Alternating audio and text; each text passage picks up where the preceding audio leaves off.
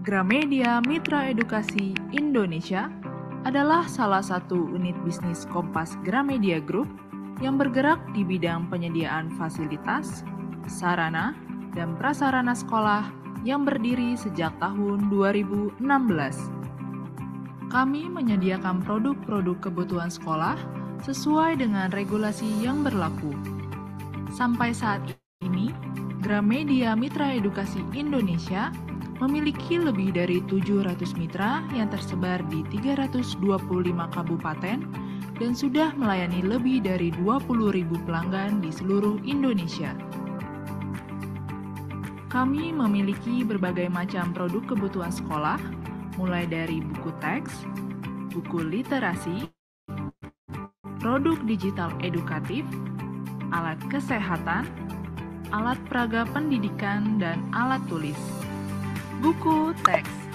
Kami menyediakan berbagai macam buku teks, seperti buku teks utama kurikulum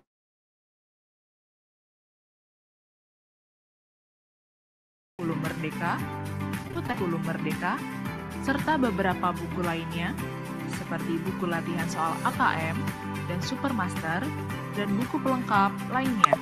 Buku literasi.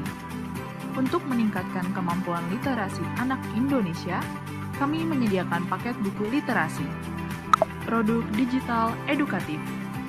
Untuk mendukung digitalisasi pendidikan, Gramedia Mitra Edukasi Indonesia menyediakan perpustakaan digital serta learning management system kawan mua-mua yang dapat digunakan secara gratis melalui sistem layanan cloud untuk mengakses computer-based test, bank soal, dan materi pelajaran kepada para siswa atau siswi.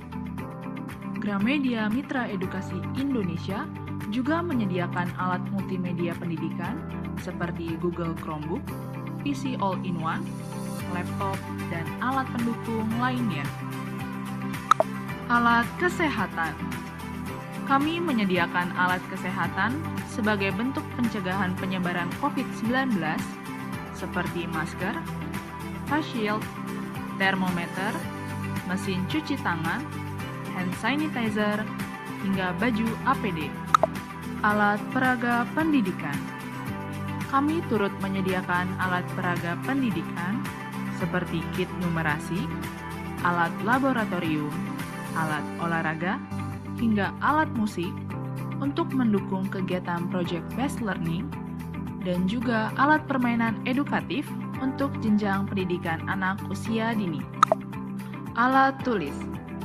Kami juga menyediakan alat tulis untuk mendukung pelaksanaan kegiatan pembelajaran di kelas, seperti pulpen, tinta, spidol, pensil warna, dan lain sebagainya. Seluruh produk dapat Bapak dan Ibu temukan hanya di Sipla Gramedia.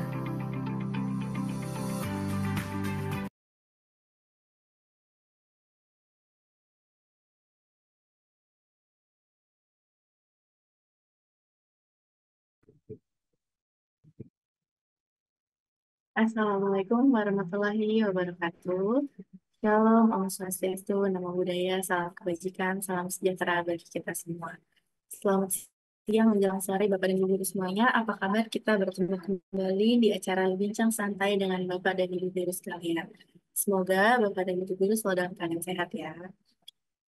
Sebelumnya saya ucapkan terima kasih nih kepada Bapak dan Ibu guru yang sudah hadir pada acara talk show kita pada hari ini. Saya selalu mohon izin akan membuka dan memandu acara bincang santai ini hingga kurang lebih selama 90 menit.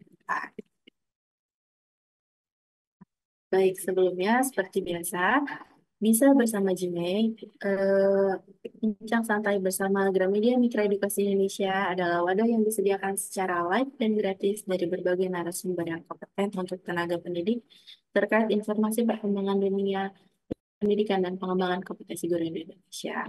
Acara kita terselenggara atas dukungan Kompas Gramedia Group of Manufaktur, Gramedia Mitra Edukasi Indonesia, penerbit Gramedia Edukasi, Sipla Gramedia, dan Gramedia Printing Group.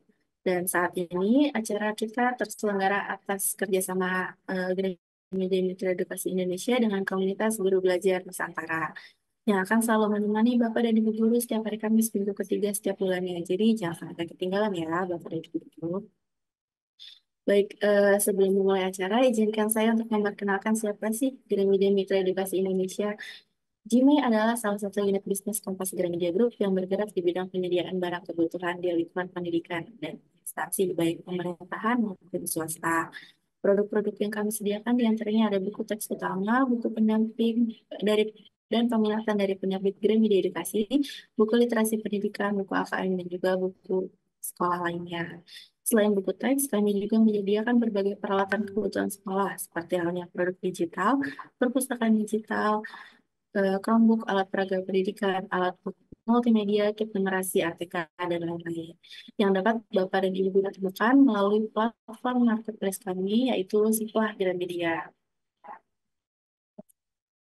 Bapak dan Ibu guru bisa buka website lalu ketik siplahgramedia.id, lalu Bapak dan Ibu guru bisa belanja semua kebutuhan sekolah di Siplah Gramedia. Apabila ada kesulitan, jangan sungkan untuk menghubungi customer care Siplah kami di 0812 966 2940.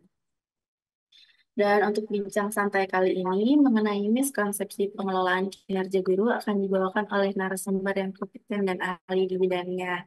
Beliau adalah Ibu Musyafia atau biasa dipanggil Ibu Fia.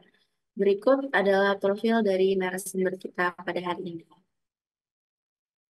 Beliau adalah penggerak KGBN Pekalongan dan berikut pengalaman-pengalaman beliau yaitu beliau pernah menjadi guru bahasa Inggris pada tahun 2009 sampai dengan sekarang, pelatih guru belajar dari tahun 2020 sampai dengan sekarang, instruktur program guru penggerak dari 2021 sampai dengan sekarang, dan pengajar praktik guru penggerak A7 dari tahun 2022 sampai dengan 2023. Baik, kita sapa saja. Halo, selamat siang Ibu Fia. Selamat siang, Mbak Salwa. Iya, apa kabar Ibu? Alhamdulillah baik. Mbak Salwa gimana? Alhamdulillah, sehat juga Ibu.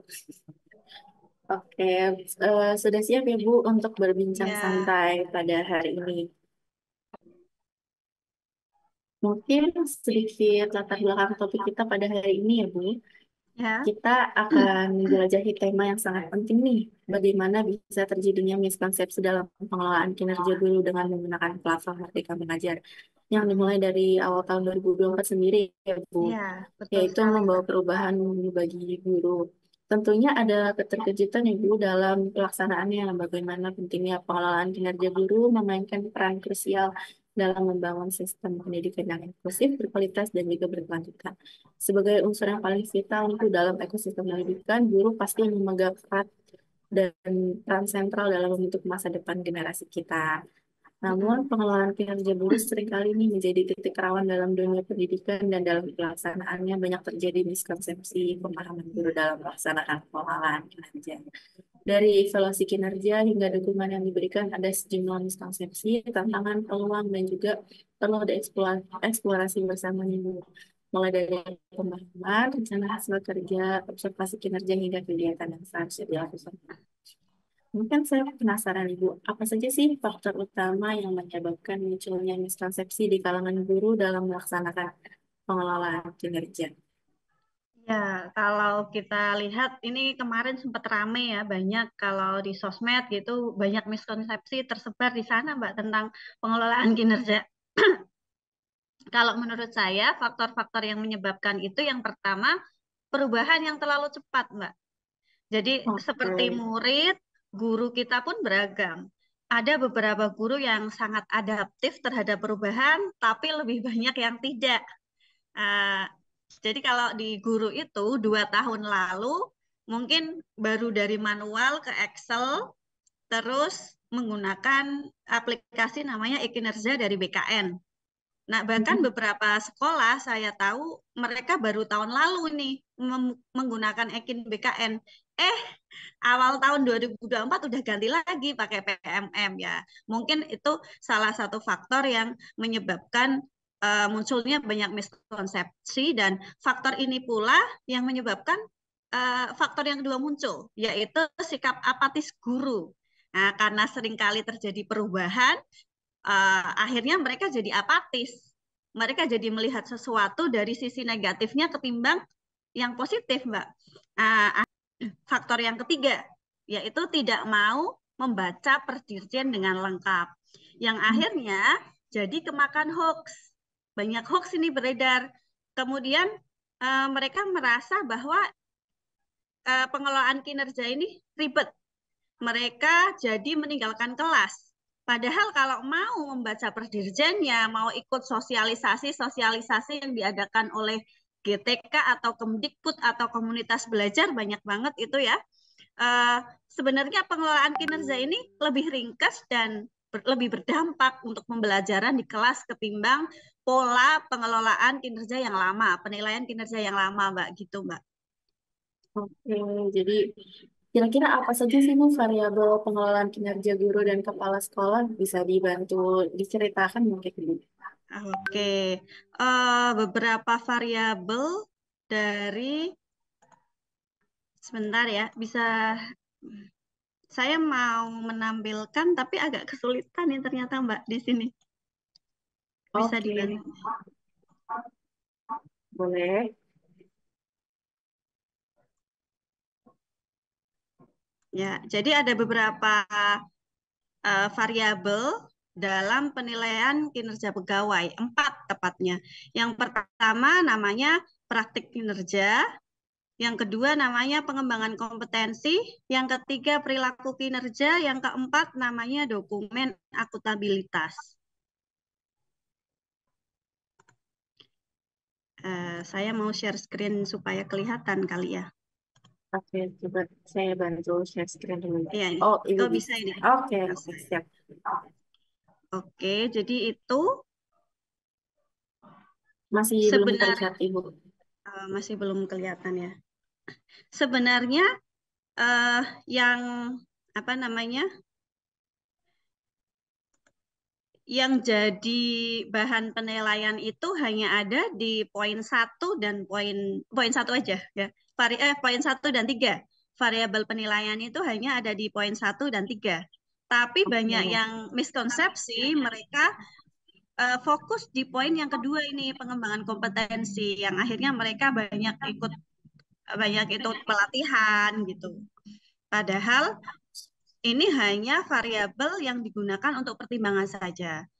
Kalau kita ngomongin lebih lanjut, Mbak, yang dituju itu sebenarnya yang pertama ini, praktik kinerja, yang mana nanti guru itu memilih satu subindikator berdasarkan rapor pendidikan di sekolahnya masing-masing yang masih kurang atau yang cukup, yang masih merah gitu kalau kita lihat di rapor pendidikan untuk ditingkatkan. Bisa juga metodenya macam-macam nih untuk memilih indikator ini.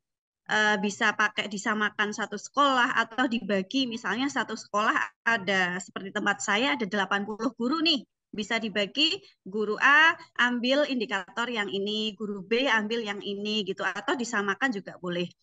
Kemudian untuk pengembangan kompetensi bentuknya juga macam-macam, ada pendidikan, pelatihan, kemudian yang non pelatihan ada kontribusi komunitas sama kontribusi sebagai pembuat sumber belajar yang ada di PMM.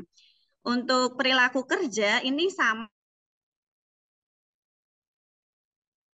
perilaku yang jadi fokus seperti berorientasi pada layanan, akuntabilitas, kompeten, harmonis, loyal, adaptif, dan kolaboratif.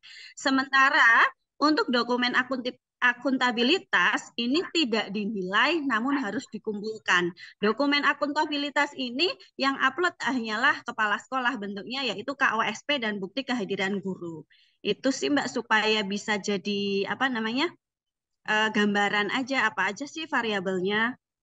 Oke, ternyata sebenarnya kan poinnya cuma 2 tadi ya Bu, tapi dari setiap Mm-mm. poin tuh masih banyak dari akar-akarnya. Oke deh. Ya.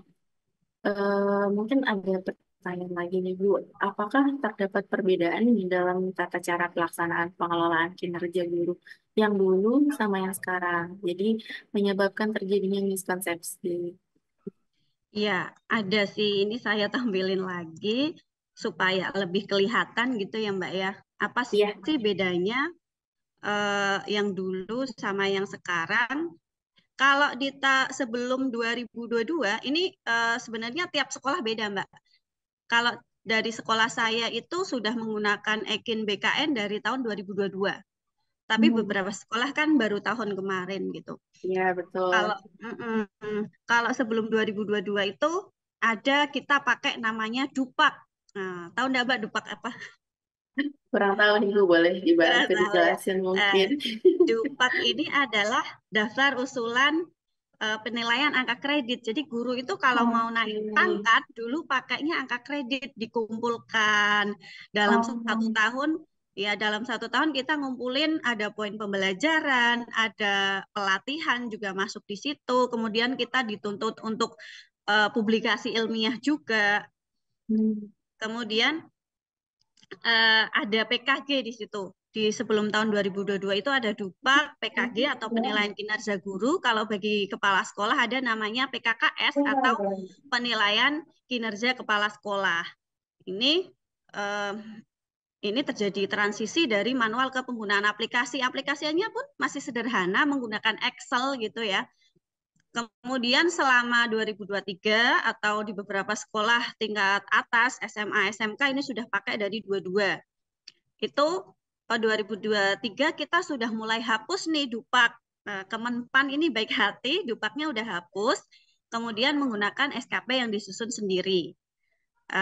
Kemudian muncullah ini aplikasi yang namanya e-kinerja tadi atau aplikasi dari Pemda masing-masing. Karena ini masih masa transisi, banyak indikatornya masih banyak dan itu belum kontekstual, belum berdampak langsung, masih sifatnya administrasi. Bentuknya indikator nanti akan saya contohkan di bawah ini. Kemudian setelah 2023 di tahun 2024 ini kita akhirnya membuat SKP yang terintegrasi rapor pendidikan di fitur pengelolaan kinerja di PMM. Nah, karena ini juga masih masa transformasi, pastinya masih banyak miskonsepsi, masih ada banyak tantangan yang dihadapi para guru dan kepala sekolah. Dan kalau saya lihat indikatornya lebih kontekstual ketimbang yang dulu. Oke. Ini ya, kalau indikatornya ini ya. Kalau sebelumnya guru itu waktunya tersita hanya untuk urusan administrasi. Kalau sesudah ini harapannya dengan ada percepatan teknologi dan integrasi pengelolaan kinerja, ngisinya nggak usah double gitu dari Pemda dan dari sini di PMM dan di Ekin, kan itu sudah terintegrasi, kita hanya ngisi di PMM aja.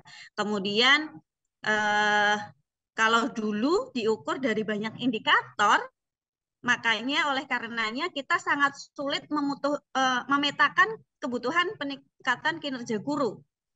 Kemudian di PMM yang baru ini kita tinggal milih satu indikatornya, kan lebih enak. Kemudian ini juga kalau dulu kan ada tuntutan guru harus sempurna. Akhirnya ini jadi formalitas aja. Di atas kertas nilainya di atas ekspektasi, sesuai dengan ekspektasi, padahal di lapangan belum tentu. Bukan banyak ya, mungkin ada beberapa guru yang sebenarnya kinerjanya di bawah ekspektasi, tapi karena penilaian kinerjanya digunakan untuk syarat sertifikasi atau syarat penerimaan tunjangan, akhirnya ya mau nggak mau kita kasih nilai yang standar gitu. Kalau di PMM terbaru ini harapannya nantinya observasi kinerja itu kan hanya sebagai baseline atau asesmen diagnostik, yang dituju adalah perubahan praktik pembelajaran di kelas. Ini baru separuh, Mbak. Masih Oke. ada separuh lagi. Ya, Banyak ini ya. ya banyak sekali. Ya, ini baru separuh. Ada 7 jumlah RH-nya, indikatornya berarti 7 kali 3. Berapa tuh 7 kali 3? 21 ya. 21. Iya, betul ini. Iya. Jadi yang indikatornya pun kayak ini, tersusun perangkat, nanti dokumen yang diupload ya perangkat gitu. Kemudian Oke. terlaksananya pembelajaran, nanti yang diupload ini ada agenda mengajarnya. Kemudian tersusun dokumen evaluasi atau penilaian mata pelajaran. Ini yang diupload ada soal, kemudian kartu soal, rubrik, kisi-kisi. Sesudah ini ada lagi, ada tersusun dokumen apa namanya, tindak lanjut, habis tindak lanjut ada evaluasi pelaksanaan tindak lanjut, ditambah lagi dokumen pengembangan diri dan publikasi ilmiah, serta ada unsur penunjang biasanya keikutsertaan kita di organisasi profesi guru. Jadi banyak sekali. Nah, kita bedakan antara yang baru di PMM yang terbaru, kita tinggal milih satu di antara 8 subindikator ini bagi guru ya. Kita bisa milih yang mana yang merah tadi ya di rapor pendidikan, atau mana sih yang sesuai dengan kebutuhan sekolah kita. Nggak perlu banyak-banyak kayak tadi. Kalau untuk kepala sekolah sama 8 juga pilihannya, kita tinggal memilih sesuai dengan guru kita tadi milihnya apa, atau sesuai dengan kebutuhan aja. Begitu. Iya sih, kalau dari yang saya tangkap tadi emang terlihat sangat lebih simpel ya Bu sebetulnya. Cuman Iya, kenapa betul. ya? Tadi ya, nggak mau baca tadi, Mbak. Nggak mau baca, makanya akhirnya mereka menganggap bahwa ini ribet, atau karena sering berubah-ubah jadinya ya. Oke. Tapi kalau dari guru lama atau guru baru nih Bu, kira-kira dalam pelaksanaan pengelolaan kinerja ini tuh ada sisi perbedaannya nggak sih Bu dari segi digitalisasi atau mungkin administrasi dari guru lama dan guru baru? Kalau dilihat, kita ngomongin miskonsepsi secara umum ya. Iya, Kalau betul. miskonsepsi secara umum sih, yang pertama dianggapnya bahwa permasalahan ini ya, pengelolaan kinerja ini permasalahan guru di Indonesia aja. Wah, guru di Indonesia ini banyak yang apa ya, dipersulit nih, ditambahin beban administrasi nih, padahal ini adalah sebenarnya permasalahan global. Justru pengelolaan kinerja ini adalah bentuk transformasi kita untuk menjawab tantangan global tadi, Mbak. Kemudian yang kedua, bentuk kolaborasi bersama antara Kemenpan RB dan Kemendikbud untuk tadi mentransformasi pendidikan supaya terjadi perubahan praktik pembelajaran di kelas. Kemudian banyak yang menganggap bahwa karena PMM ini beban mengajar guru jadi tambah banyak. Padahal kan tidak, tadi kalau kita lihat dikiranya guru jadi fokus di administrasi. Kemudian kalau kita ngomongin tadi tentang apa ya, perbedaan antara guru baru dan guru lama di digitalisasi ya Mbak ya tadi ya. Iya, betul. Ya, kalau digitalisasi tentunya perbedaannya, kalau guru lama yang mana kita kelompokkan di Gen X dan Boomers ya, mereka memang agak sulit dalam penggunaan apa namanya, aplikasi based gitu ya, penggunaan teknologi. Mereka kan memang tidak lahir dengan teknologi. Tapi kalau guru baru yang kita kategorikan di Gen Z sama milenial, ini mereka kalau tentang penggunaan aplikasi itu kan lebih adaptif sebenarnya. Walaupun tadi apa namanya, miskonsepsi umumnya sih sama gitu. Oke, jadi kalau dari guru lama mungkin lebih sulit ya Bu sebetulnya dibandingkan guru baru. Cuman karena administrasi tadi, jadi mereka Ya, terpaksa untuk harus melakukan itu, walaupun ya. sebenarnya hanya formalitas saja gitu ya Bu ya. Mm-mm, mm-mm. Oke, untuk hal tersebut ada nggak sih Bu dampak motivasi dan kinerja para pendidik nih kalau misalkan ternyata pengelolaan kinerja guru ini tuh Ya, mempengaruhi itu nggak sih Bu sebenarnya? mm-mm. Ya tentu Mbak, pastinya karena mereka sudah tadi miskonsepsi dalam memahami ini, akhirnya membuat para guru kehilangan motivasi untuk mengajar. Karena Oke. mereka menganggap aplikasinya ini lebih penting, mengumpulkan sertifikat ini lebih penting. Sehingga mereka meninggalkan kelas karena mereka berlomba-lomba mengikuti banyak pelatihan hanya untuk dapat sertifikat.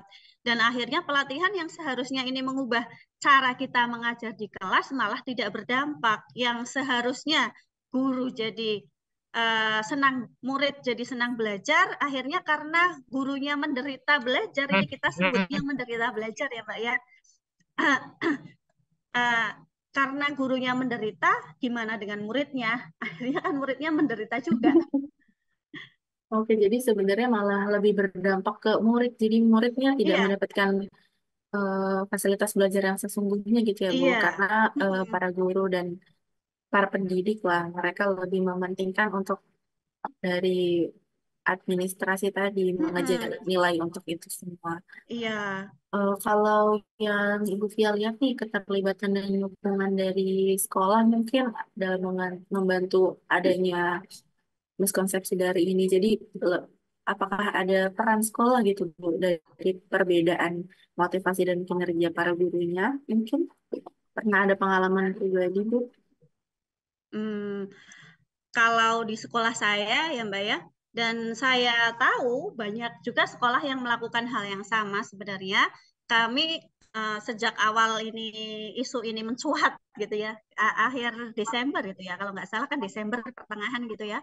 Kemudian oh kok harus diimplementasikan awal Januari, di awal Januari ketika awal masuk itu awal masuk semester 2 ini kita sosialisasi Mbak ya tentang pengelolaan kinerja ini ke seluruh warga sekolah. Kemudian kita juga ngasih pendampingan, kita bentuk tim kecil yang dia tugasnya sebagai penilai. Nah, lalu kita perencanaan kita kumpulin semua nih. Kemarin Februari kita sudah mulai harus ke tahapan selanjutnya, observasi kinerja kita kumpulin lagi, kita dampingi lagi.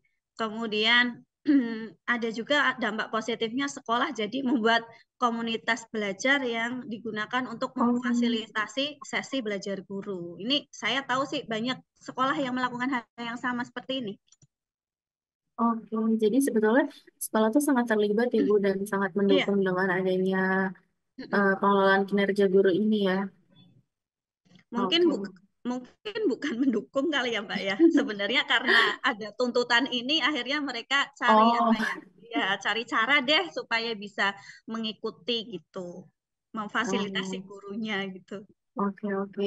Ya jadi terpaksa sebetulnya ya Bu. Jadi harus Iya, menyediakan banyak yang sosialisasi. terpaksa. Iya betul. Tapi dari sosialisasi tersebut jadinya guru-guru banyak yang ikut acaranya. Jadi malah akhirnya mengajar sertifikat. Sebenarnya balik lagi ke situ ya Bu ya. Iya. Iya, masih ada yang seperti itu sih untuk di awal nih. Oke, tapi kalau sejauh yang Ibu lihat mungkin sudah ada perubahan nih dari sosialisasi sosialisasi tersebut yang diadakan oleh sekolah betul-betul bisa menampung mungkin kesulitan dari para guru yang berubah-berubah terus di dalam penilaian ya Bu ya. Ya, alhamdulillah sih sudah ada perubahan ya Mbak ya. Kalau kita melihat secara lebih luas, gak hanya di konteks sekolah saya semata, di konteks komunitas nih Mbak. Bulan Januari kita ngadain juga sosialisasi ya dari komunitas KGBN Pekalongan tentang pengelolaan kinerja itu yang ikut sampai ribuan Mbak. Mereka yaitu tipe-tipe yang sama di awal sudah minta sertifikat, tapi kita adakan lagi nih yang bulan Februari untuk persiapan tahapan selanjutnya yang ikut hanya sekitar 200-an mungkin. Jadi kayaknya kalau menurut saya melihat fenomena fenomena ini artinya oh guru-guru kayaknya udah mulai sadar nih bahwa uh, apa kita nggak butuh banyak sertifikat gitu. Hmm. Oke, oke. Tapi memang masih sangat banyak guru mungkin yang masih membutuhkan sosialisasi tersebut ya Bu, Iya, karena masih belum merata gitu ya. Cuman masih di butuh. daerah Ibu dan sekolah Ibu kebetulan memang sudah sering melakukan hal tersebut. Jadi guru-guru teredukasi gitu ya. Iya. Oke, ada nggak sih Bu cara efektif untuk memonitor atau mengevaluasi nih pemahaman guru terhadap pengelolaan kinerja ini melalui platform Merdeka Mengajar? Kira-kira agar terhindar dari tadi yang namanya miskonsepsi tadi, Bu. Monitoring ya Mbak ya. Kalau kita Iya. bicara tentang monitoring dan evaluasi, otomatis kita juga ngomongin tentang penetapan dan penetapan tujuan dan indikator keberhasilan di awal. Jadi harusnya kita dari awal kita sudah menetapkan tujuan dan indikator keberhasilannya. Kemudian sesudah itu tadi seperti yang kami lakukan, butuh nih para guru ini pendampingan yang berkelanjutan saat melewati berbagai tahapan pengelolaan kinerja. Dan dalam pendampingan ini guru bisa lebih diberdayakan gitu. Kita bisa melibatkan atau membuat dulu deh komunitas sekolah dan memberdayakannya sehingga kita itu di sini bisa melibatkan guru. Gurunya ini kalau di pembelajaran itu Mbak ya ada namanya kepemimpinan murid. Jadi dalam kepemimpinan murid ini kita mendorong murid untuk memiliki voice, choice, dan ownership. Jadi mereka dilibatkan, dimintai pendapat, diberi pilihan agar mereka memiliki kepemilikan terhadap pembelajaran. Yang akhirnya nanti ini akan meningkatkan motivasi mereka juga. Nah, ini pun juga kalau murid kayak gitu, guru juga perlu dikasih perlakuan yang sama ya. Jadi kalau gurunya ini terlibat, kita namakan gurunya bisa merdeka belajar. Guru yang merdeka, mereka mampu menentukan tujuan belajarnya. Ketika belajar jadi nggak hanya ikut-ikutan teman atau karena perintah kepala sekolah nih, kalau nggak ikut sesi sosialisasi ini nanti ada sanksinya gitu. Atau bukan karena mereka saya pengen pengelolaan kinerjanya nilainya baik karena nanti ada penghargaan nih dari kepala sekolah, bukan karena itu, tapi karena memang mereka butuh gitu. Kemudian yang kedua, ciri guru merdeka ini mereka mandiri memilih cara belajar. Ini hubungannya dengan tadi variabel yang nomor pertanyaan yang tadi ya Mbak yang nomor 2 kalau nggak salah ya. Itu Iya, variabel besok. ya, itu pengembangan kompetensi yang sudah saya sebutkan tadi. Jadi guru untuk belajar nggak harus ikut pelatihan kok, ada cara lain.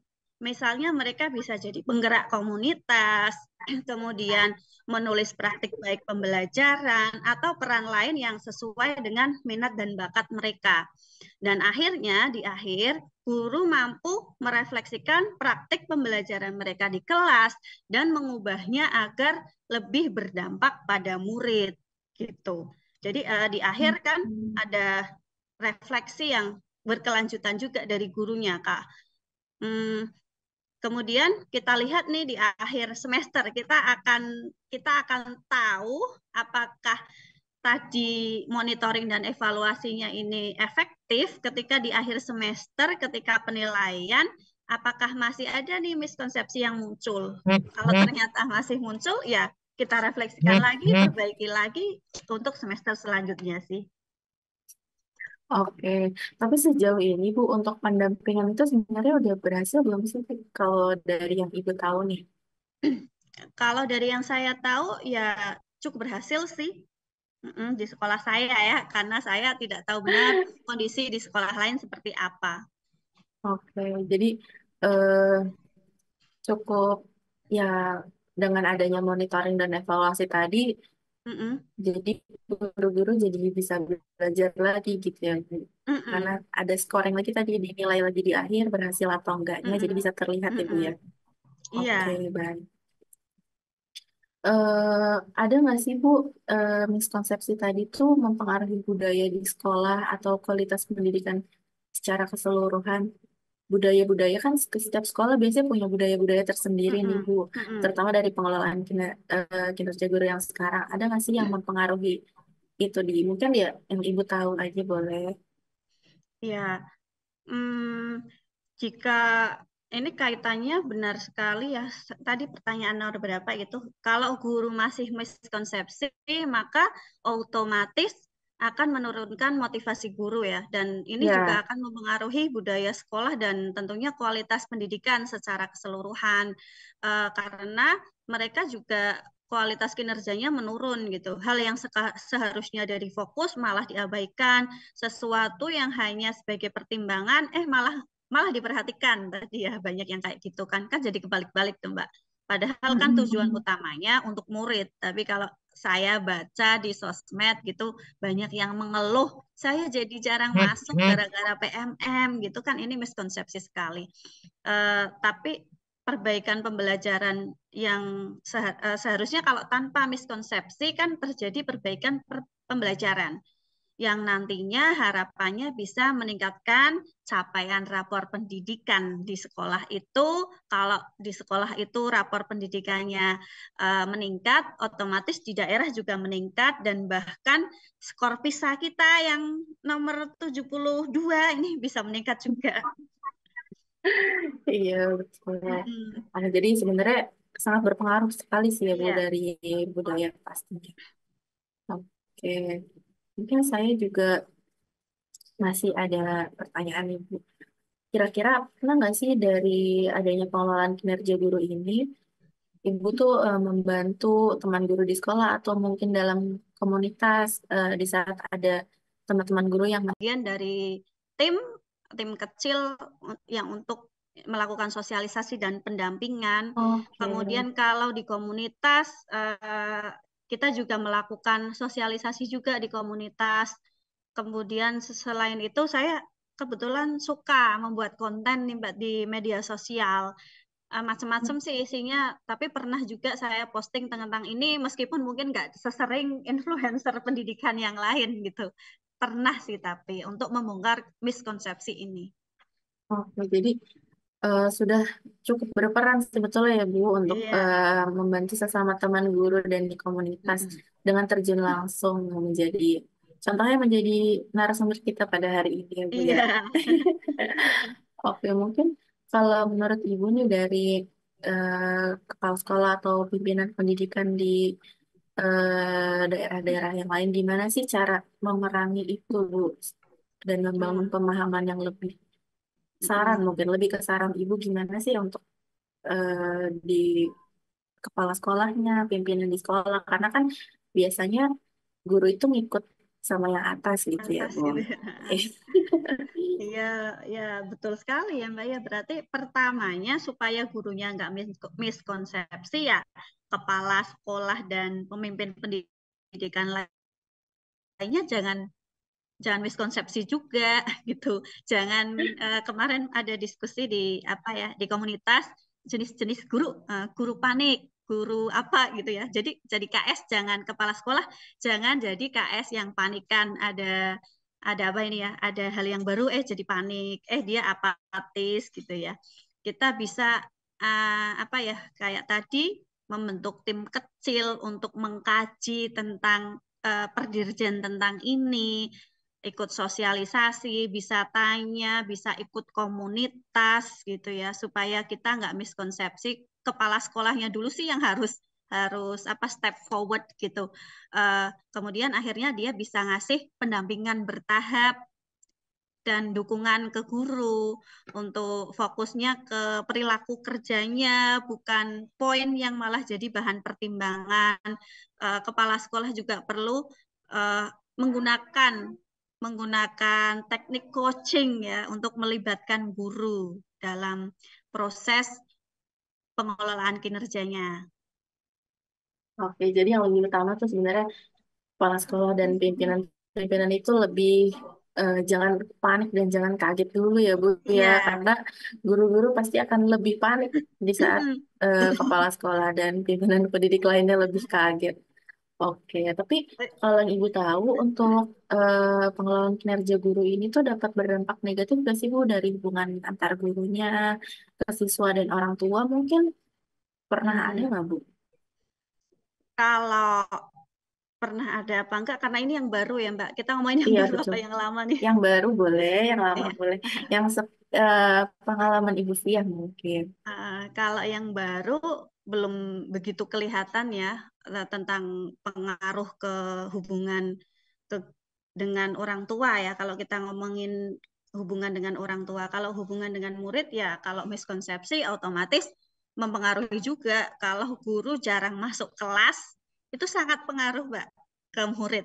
Murid jadi Oke. susah dikendalikan, jadi nggak mau dengerin kita orang misalnya orang Bu Fiahnya aja nggak pernah masuk gitu ya. Jadi itu sangat berpengaruh nanti ketika kita sering ninggalin tugas untuk melakukan hal yang lain.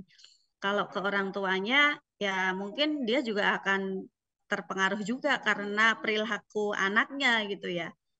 Mm-mm. Kalau yang zaman dulu ada nggak Bu kira-kira? Kalau zaman dulu, kalau kita mau riset ya, kita mau research ya pastinya ada juga ya. Karena itu kan gurunya lebih fokus ke administrasi gitu ya. Jadinya sebenarnya di kelas ya ngajarnya masih gitu-gitu aja. Kemudian ada yang tadi yang saya sebutnya kan namanya PKG atau penilaian kinerja guru itu Ya, zaman dulu juga itu hanya formalitas aja. Apa enggak gurunya misalnya harusnya dia penilainya nih atau kepala sekolahnya harusnya masuk ke kelas, harusnya melakukan percakapan coaching pra dan pasca supervisi yang tujuannya itu untuk meningkatkan apa namanya kompetensi gurunya. Dia nggak melakukan itu, hanya formalitas aja, nilainya diisi, ya akhirnya nggak ada dampak apa-apa dong ke murid. Yang murid yang harusnya ada perubahan nih, misalnya saya kalau ngajar ceramah terus, muridnya akhirnya kan bosen dia. Ya kalau nggak ada perubahan kayak gitu ya otomatis murid juga nggak mau belajar juga gitu. kita next ke sesi tanya jawab kalau Ibu karena udah lumayan banyak nih yang bertanya secara langsung Oh, di kolom chat YouTube. oh di Oke, chat mungkin YouTube. aku bantu bacakan ya dari Iya. Ibu Rini. Jika Mm-mm. dalam pemilihan RHK 40 poin, tetapi poin yang Mm-mm. saya kumpulkan 32 poin tidak sesuai dengan RHK yang saya buat, apakah tetap dapat memenuhi pengelolaan kinerja guru tadi, Ibu? Oh ya, ini Gimana? Silahkan bisa langsung dijawab. mm, salah satu pertanyaan yang paling sering muncul. Kalau apa eh, Oke. poinnya 40 poin gitu ya Mbak ya. Iya, Kemudian nggak betul. tercapai gitu Cuma ya. 32. Iya. Heeh. Pada dasarnya di pengelolaan kinerja ini yang jadi penilai adalah kepala sekolah.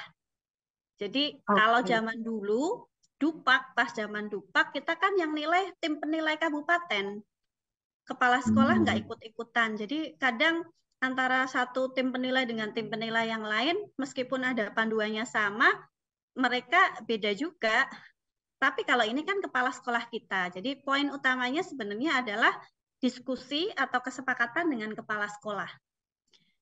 Kalau secara apa namanya minimalnya tadi ya, memang kita hanya memerlukan 32 poin itu sudah minimal, sudah cukup. Kalau tidak mencapai ya tidak masalah. Kalau misalnya lagi nih Oke. Mbak, kurang dari 32, itu juga kita Hmm. bisa diskusikan kepala sekolah nih harus turun. Kenapa kok nggak bisa Hmm. 32? Tadi pakai prinsip coaching ya. Siapa tahu ada faktor-faktor yang mempengaruhi itu, misalnya gurunya sakit atau ada kesulitan apa. Nah, ini di sini kepala sekolah turun untuk membantu guru gitu. Jadi Hmm. tidak masalah. Jadi sejauh ini sih sebetulnya tidak masalah ya, Bu Mm-mm, ya. mm-mm. Tapi saya penasaran kalau misalkan ternyata nilainya juga hanya misalkan 10 poin gitu, Bu. Itu juga apakah tidak masalah atau gimana, Bu?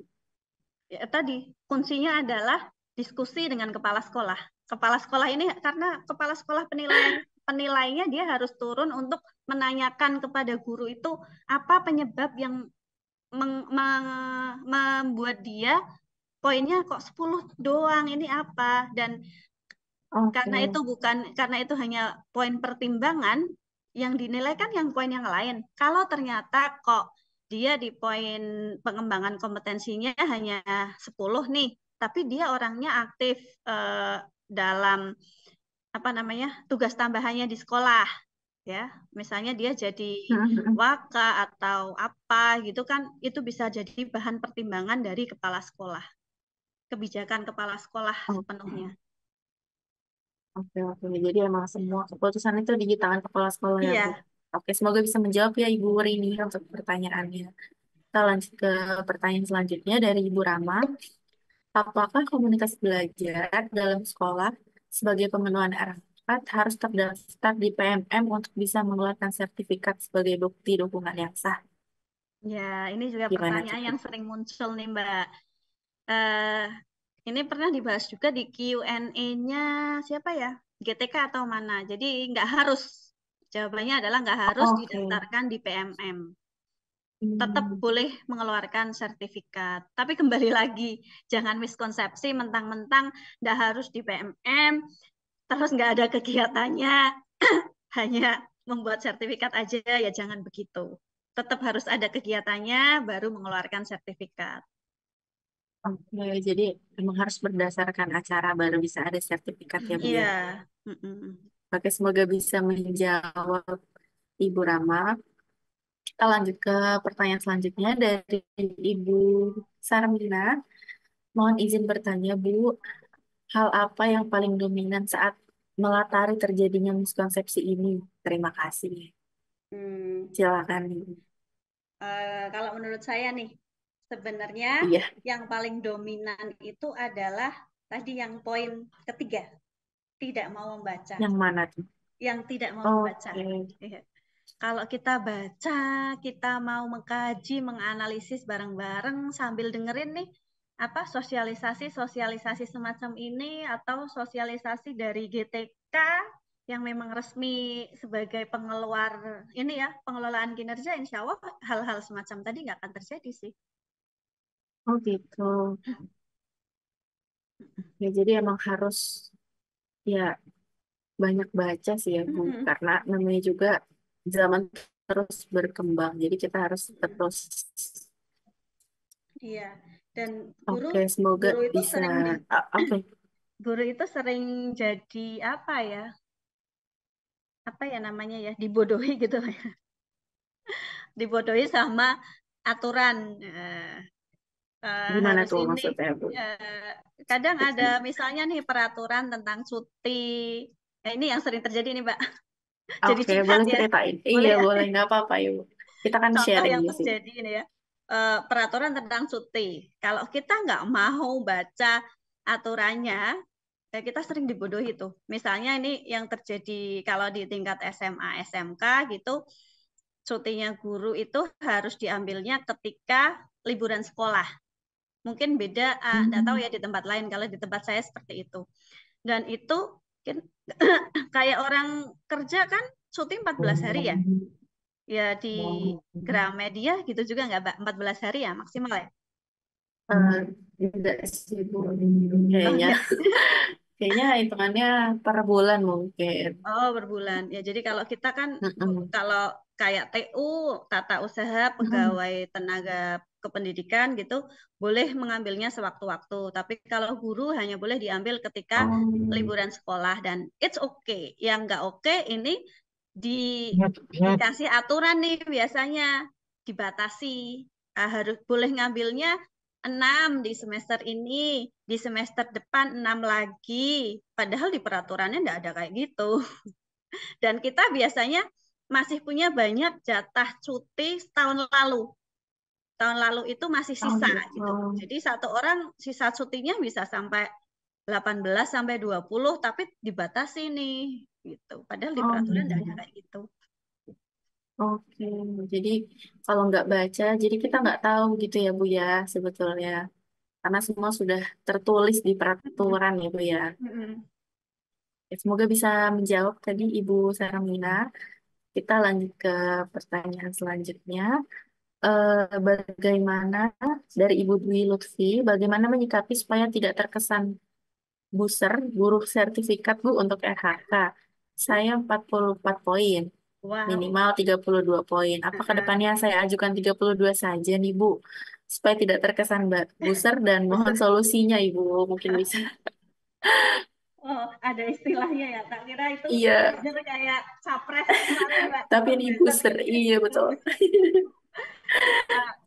Ah, Apa ya? Prinsip perencanaan pengelolaan kinerja ini adalah sesuai kemampuan. Ya, Oke. sesuai kemampuan. Kalau kita mampu 32 ya udah 32 enggak apa-apa. Kalau kita mampu 44 enggak apa-apa. 100 enggak apa-apa kalau selama mampu gitu ya. Selama kita mampu melaksanakannya. Jadi Ibu siapa tadi, Pak? Ibu Dwi Dewi. Lutfi. Dwi. Ya, Ibu Dwi. Jadi saya kurang tahu kemampuan Ibu Dwi seperti apa. Jadi bisa lihatlah saya mampu enggak nih kalau 44. Kalau enggak mampu ya bisa dikurangi sesuai kemampuan, kemudian sesuai minat dan bakatnya juga. Tips dan triknya nih, kalau kita mau memilih pengembangan kompetensi, toh ini di akhir nggak memengaruhi angka kredit, ya. Jadi banyak yang miskonsepsi juga, dikiranya pengembangan kompetensi poin ini mempengaruhi angka kredit, padahal enggak. Kalau yang di lama, yang penilaian lama iya. Penilaian lama. Mempengaruhi nilai angka kredit. Kalau sekarang kan nilai angka kreditnya nggak diambilin dari itu. Ini hanya bahan pertimbangan aja. Jadi sesuaikan dengan kemampuan ibu dan minat dan bakat ibu. Saya juga nggak tahu kan 44 ini diambilnya dari apa aja. Apa itu semuanya pelatihan semua atau enggak? Kalau saya pribadi sih sekedar berbagi ya, sekaligus tips dan triknya tadi. Kalau saya pribadi pelatihan saya nggak ambil banyak-banyak karena saya penggerak komunitas. Penggerak komunitas kalau menyelenggarakan 3 kali kegiatan aja nilainya udah 36. Oh gitu ya, Bu ya. Gitu. Ya. Tapi itu lagi kembali ke kalau mampu jadi penggerak komunitas atau sudah menjadi bagian dari komunitas ya silahkan.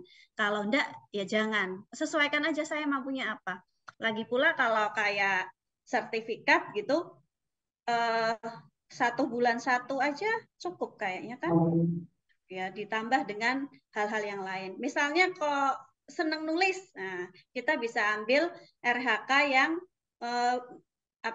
menulis cerita praktik baik di PMM bisa, atau senang bikin media pembelajaran, nah, bisa juga pilih yang itu. Jadi disesuaikan tadi. Oke, jadi nggak perlu punya pikiran terkesan guru sertifikat sebenarnya, Bu. Iya. Karena kalau kita memang mampu untuk dapat poin segitu, kenapa tidak gitu ya? Dan Betul. disesuaikan dengan kemampuannya masing-masing. Iya. Jadi tidak dilihat dan penilaian pun tidak dilihat hanya dari itu saja, Iya, begitu ya Bu betul. tadi ya. Betul. Oke, semoga bisa menjawab Ibu Dewi Lutfi. Kita lanjut ke pertanyaan selanjutnya dari Ibu Lulu. Pengelolaan kinerja guru ada nggak sih Bu efeknya dalam pembelajaran peserta didik? Ada banget selama tidak miskonsepsi. Karena poin penilaiannya justru observasi atau perilaku kerja. Poin utamanya pada pembelajaran di kelas. Nanti kita refleksikan. Jadi yang observasi kelas itu kan tadi untuk dasar kita tahu, oh guru ini kurangnya di mana sih? Tapi bukan judge ya, bukan mengejudge guru menyalah-nyalahkan guru kan gitu. Kita harus tahu guru kita itu kemampuannya di mana. Kemudian melalui itu kita tahu dukungan yang diperlukan itu apa. Pelatihan yang dibutuhkan guru ini itu apa. Lalu kita refleksikan, guru itu kan nanti merefleksikan tadi pembelajarannya di kelas tadi. Jadi ini harusnya memang jadi poin utama. Jangan poin yang berburu sertifikat tadi. Yang poin utama justru pembelajaran di kelas. Berdasarkan sub indikator yang dipilih 8 tadi apa. Gitu. Oke, semoga bisa menjawab Ibu Lulu. Kita masih ada yang nanya nih Bu. Dari Ibu Rohana. Apakah RPP yang sudah kita buat tapi tidak mencantumkan kalimat disiplin positif? Tetapi dalam pelaksanaannya dalam RPP itu ada tentang disiplin positif. Apakah RPP-nya harus dirubah atau tidak, Ibu? Ini mungkin subindikator yang dipilih adalah yang penerapan disiplin positif mungkin ya. Mungkin gitu ya. Ini kembali lagi sih karena Iya. ini haknya kepala sekolah tadi ya. RPP ini haknya kepala sekolah. Jadi didiskusikan dengan kepala sekolah atau kalau pelaksana observasinya adalah guru senior, di tempat saya kan kepala sekolah dibantu oleh guru senior karena gurunya kan banyak Mbak 80. Kalau gurunya 80, kepala sekolahnya 1 sampai kapan akan selesai gitu ya. Kalau di Kalau SD direvisi mungkin terus ya.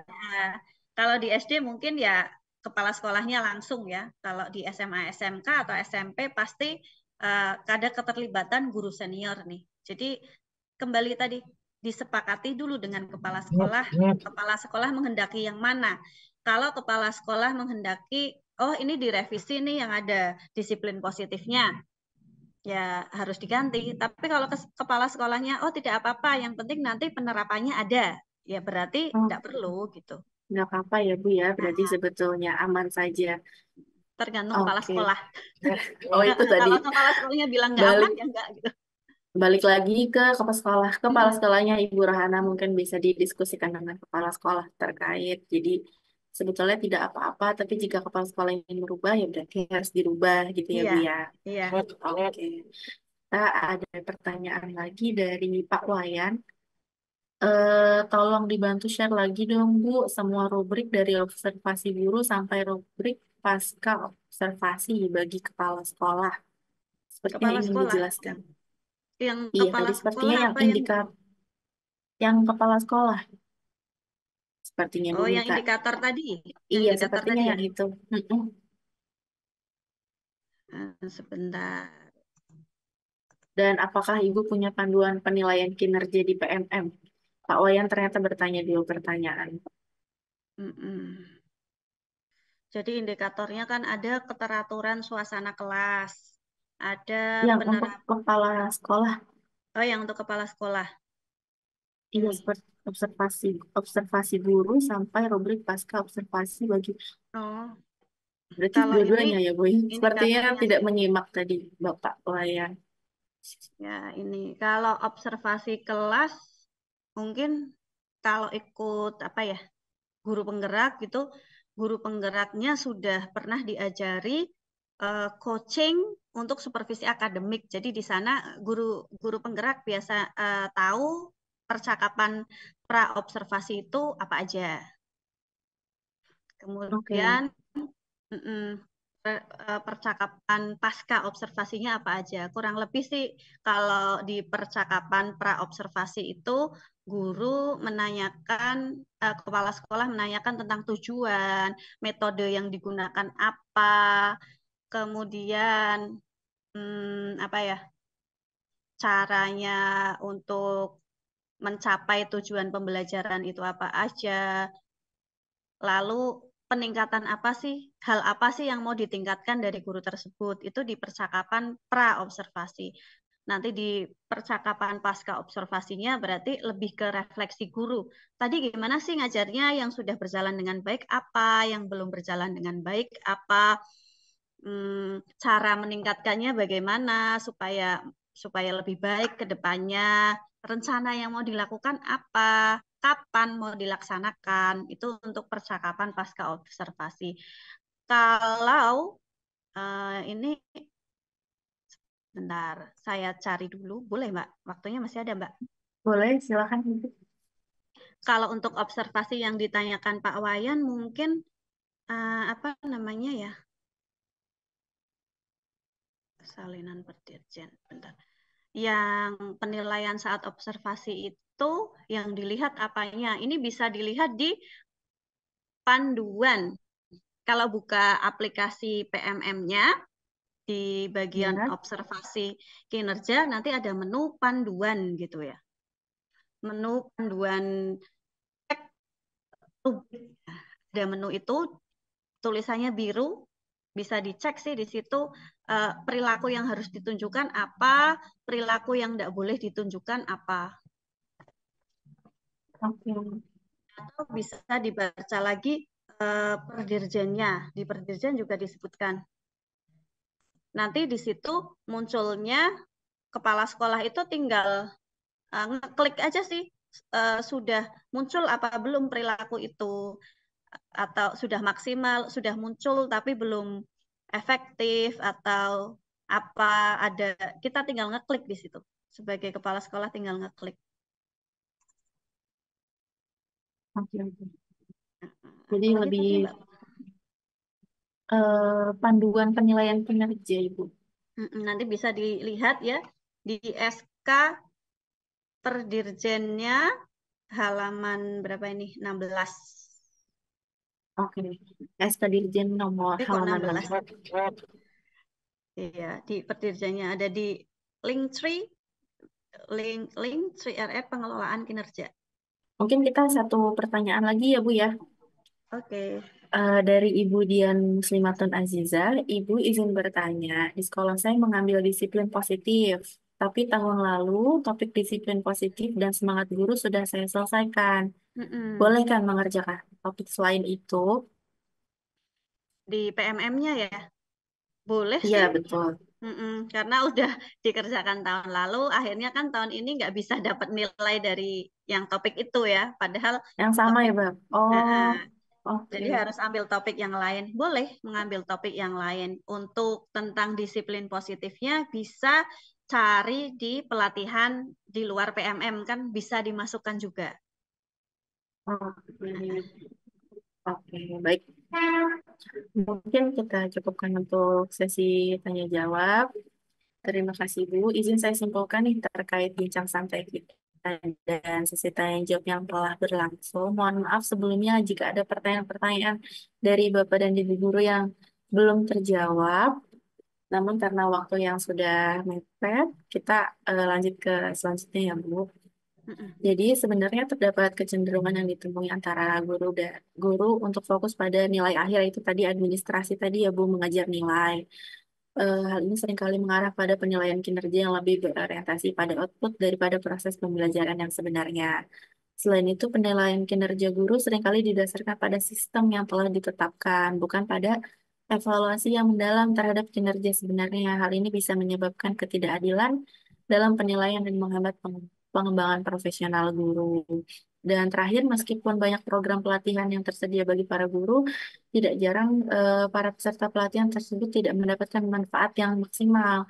Kurangnya kesempatan untuk menerapkan konsep yang dipelajari dalam konsep praktis, kurangnya dukungan dari pihak sekolah atau desain pelatihan yang kurang efektif adalah beberapa faktor tadi yang sudah disebutkan. Dalam menghadapi tantangan ini penting untuk meningkatkan kesadaran dan pemahaman akan pengelolaan kinerja guru yang efektif, baik di kalangan pemangku kebijakan maupun praktisi pendidikan. Perlu ada pendekatan yang lebih holistik dan berbasis bukti dalam mengevaluasi kinerja guru, serta penekanan pada pembelajaran berkelanjutan dan penerapan praktik-praktik baik di lapangan. Dengan upaya bersama dan komitmen untuk memperbaiki sistem pendidikan, kita dapat memastikan bahwa guru-guru Indonesia memiliki lingkungan yang sebetulnya terus mendukung apa yang sedang berjalan dan berkembang ya Bu, untuk memberikan pendidikan yang berkualitas bagi generasi masa depan. Oke, terima kasih Ibu Sia untuk bincang santai dan sharing ilmunya nih untuk pengalaman pada hari ini. Saya yakin banyak sekali nih informasi dan mungkin hal-hal baru yang didapatkan oleh rekan-rekan guru pada hari ini. Namun Ibu, Amin. sebelum kita mengakhiri acara bincang santai, boleh dibantu mungkin Ibu Via untuk closing statement-nya. Eh, Silakan Ibu. Closing statement ya. Jadi guru profesional ini merupakan kunci untuk menghadirkan peningkatan kualitas pembelajaran yang berdampak pada murid. Nah, untuk mewujudkannya diperlukan transformasi pengelolaan kinerja dengan memanfaatkan PMM ini karena pengisiannya lebih praktis, lebih relevan, dan berdampak langsung pada murid. Jangan sampai kita sebagai guru justru terjebak miskonsepsi karena faktor-faktor yang pertama kali saya sebutkan tadi, kurang membaca, sikap apatis, sehingga kita tidak mau mengkaji perdirjen yang ada, tidak mau memahami fitur baru ini. Kalau kita tidak miskonsepsi, kita fokusnya di perilaku kerja, kita fokus di perubahan praktik baik di kelas, insya Allah tujuan besar kita untuk meningkatkan kompetensi guru, yang nantinya guru ini dapat mengajar dengan lebih baik di kelas, pembelajarannya akan lebih berdampak pada murid, maka tujuan besar kita akan tercapai. Guru harus melakukan sesuatu untuk murid, bukan untuk sertifikat atau demi mendapatkan angka kredit yang banyak gitu. Oke, Baik, terima kasih sekali lagi Bu untuk waktu dan ilmunya. Semoga kita dapat bertemu di kesempatan baik lainnya. Kami juga ingin menginformasikan bahwa untuk link presensi dan evaluasi telah kami sampaikan pada kolom chat YouTube.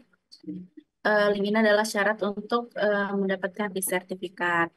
Atau Bapak dan Ibu boleh nanti akan kita share untuk QR code link evaluasi. Link evaluasi akan kami buka hingga besok tanggal 23 Februari pukul 10 dan akan kami kirimkan kurun waktu kurang lebih 14 hari kerja ke alamat email yang akan Bapak dan Ibu isi dalam form kehadiran. Jadi mohon ditunggu ya Bapak dan Ibu guru. Dan seperti janji saya di awal, untuk pemenang kuis kategori penyanyi terbaik akan kami umumkan melalui media sosial kami yaitu Instagram Story dan syaratnya untuk pemenang adalah telah mengisi form evaluasi dan presensi yang telah kami cantumkan di kolom chat YouTube ya Bapak dan Ibu. Sekali lagi saya ucapkan terima kasih banyak kepada Bapak dan Ibu guru di seluruh Indonesia yang sudah mengikuti acara Bincang Santai Jimmy pada hari ini. Terlebih narasumber kita yaitu Ibu Via. Mohon maaf apabila ada kekurangan. Sampai bertemu di acara Bisa Bersama Jimmy di bulan Maret. Akhir kata saya Salwa selaku moderator hari ini menyampaikan mohon maaf jika ada kekurangan dan kata-kata yang kurang berkenan dalam acara hari ini. Sampai bertemu lagi di acara Bincang Santai selanjutnya. Selamat sore. Selamat sore, makasih Mbak Salwa. Terima kasih Bapak Ibu yang sudah hadir.